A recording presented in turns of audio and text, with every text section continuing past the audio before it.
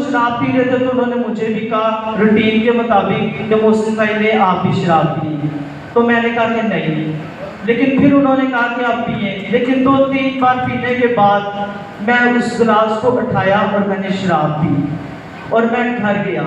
जब मैं घर गया तो खुदा के पाक ने उस दिन मुझे मलामत किया।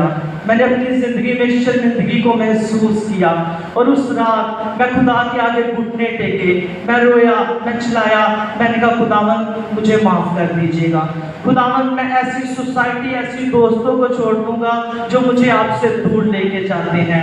और मैंने वो दिन जाए और आज का है, मैंने कभी शराब नहीं पी, मैंने सोसाइटी छोड़ दी, मैंने गालियाँ देनी छोड़ दी और मैं खुदावंद में जिंदा भी करता गया क्योंकि खुदा का रूह हर टाइम मुझे मलामत करता था।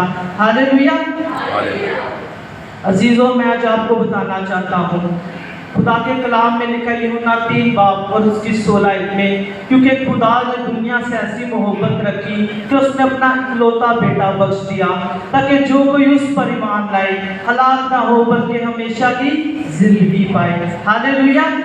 तो आज जो बहन भाई अभी भी अपनी जिंदगी गुनाह में गुजार रहे हैं तो यीशु मसीह उनको पुकार रहा है। वो कहता है, ऐ मेरी बेटी, ऐ मेरे बेटे, मेरे पास वापिस आ जा।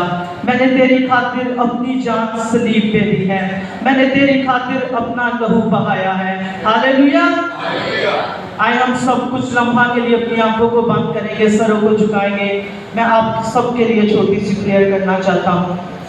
कदूस कदूस कदूस मेहरबान रब खुदावंद, आसमान और जमीन के खालिक और मालिक, खुदावंद आप भला है, आपकी शफकत अबदी है, आपकी वफादारी जो है पुश्त दर पुश्त रहती है, आप जैसा कोई खुदा नहीं है।